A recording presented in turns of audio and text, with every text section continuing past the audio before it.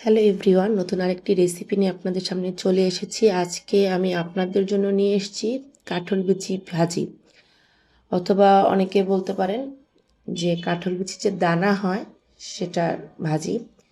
এজন্য এখানে আমি কিছু কাঁঠাল বিচি নিয়ে নেব। এগুলো শুকনো কাঁঠাল বিচি লাগবে। রোদের মধ্যে ভালো করে শুকিয়ে নেবেন, তাহলে কাঁঠাল বিচি নষ্ট হয়ে যায় না। অনেক সময় ফাঙ্গাস পড়ে যায় যদি রোদ না পায়। এটাকে আমি ভালো করে শুকিয়ে নিয়েছি। ছাদে খুব ভালো হয় আপনারা যদি রোদের মধ্যে ভালো করে শুকিয়ে নিতে পারেন। সেই শুকনো কাঁঠাল বিচি আমি শুকনো খোলায় তেল ছাড়া এগুলোকে ভালো করে ভেজে নিচ্ছি। আমি কিন্তু চুলার আঁচটাকে কম করে দিয়ে তারপর এটাকে ভাজি করছি। চুলার আঁচটা বাড়িয়ে দিলে উপরে পুড়ে যাবে, কিন্তু কাঁঠাল বিচি সিদ্ধ হবে না, ভেতরে কাঁচা থেকে যাবে। আমার এই রেসিপিগুলো আপনাদের ভালো লেগে থাকলে আমার চ্যানেলটা সাবস্ক্রাইব করে পাশে থাকা যে বেল আইকনটা আছে সেটা বাজিয়ে দেবেন। আমি যখনই কোনো রেসিপি আপলোড দেব আপনি সবার আগে নোটিফিকেশন পেয়ে যাবেন। এটাকে সুন্দর করে আমরা একদম লো ফ্লেমে রেখে ভাজি করব। দেখুন, ভাজি করতে করতে কিন্তু কাঁঠাল বিচির যে সাদা যে স্কিনটা আছে সেটা কিন্তু কালো হয়ে আসবে। ওই দেখুন, হালকা হালকা কালো হচ্ছে। এটা আরেকটু কালো হবে। আপনারা কি করে বুঝবেন? এটা যখন দেখবেন যে দু সাইড কালো হয়ে আসছে এবং একটু একটা ভেঙে দেখবেন যে ভিতরে সিদ্ধ হয়েছে কিনা বা একটু মচমচে হয়েছে কিনা, তখন বুঝবেন হয়ে গেছে। তার আগ পর্যন্ত কিন্তু এটাকে ভালো করে ভেজে নিতে হবে।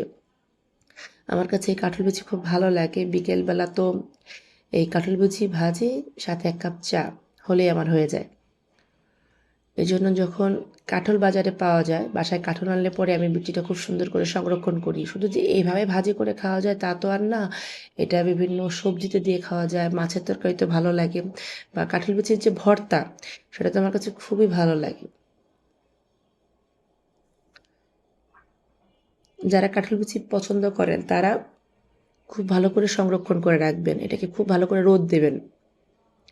রোদ যত ভালো করে দিবেন কাঁঠাল বিচি তত ভালো থাকবে, একটু নষ্ট হবে না। রোদ না হলে আসলে এটা একদম ফাঙ্গাস পড়ে যায়। আর কন্টিনিউ এরকম নাড়তে হবে। কাঁঠাল বিচি কিন্তু ফুটে, এজন্য আপনারা দূরের থেকে কাঁঠাল বিচিটাকে ভাজবেন, অর্থাৎ একবারে কাঁঠাল বিচির সামনে গিয়ে ভাজবেন না, তাতে করে কাঁঠাল বিচি ফুটে যায়।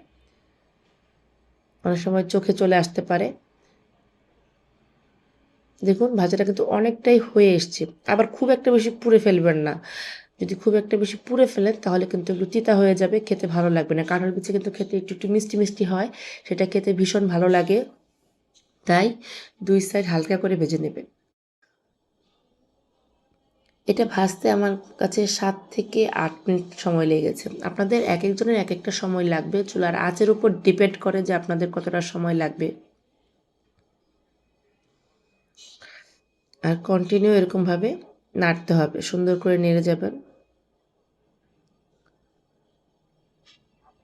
হয়ে গেল আমার কাঁঠাল বিচি ভাজি।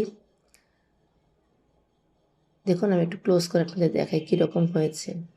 এই যে এরকম হবে। এর চেয়ে বেশি খুব একটা ভাজতে যাবেন না। হয়ে গেছে। এগুলো কিন্তু গরম গরম ভালো লাগে বেশি। ঠান্ডা হয়ে গেলেও ভালো লাগে, কিন্তু আমার কাছে গরমই ভালো লাগে বেশি। এভাবে আপনারা ভেজে পরিবেশন করতে পারেন, বা অনেক সময় এটা ভেজেও আপনারা ভর্তা বানাতে পারেন। জাস্ট স্কিনটা ফেলে দিয়ে মিক্সিতে দিয়ে একটু পেঁয়াজ, কাঁচামরিচ, তারপর একটু ধনেপাতা, লবণ, সরিষার তেল দিয়ে মেখে নেবেন, দেখবেন হয়ে যাবে কাঁঠাল বিচির ভর্তা।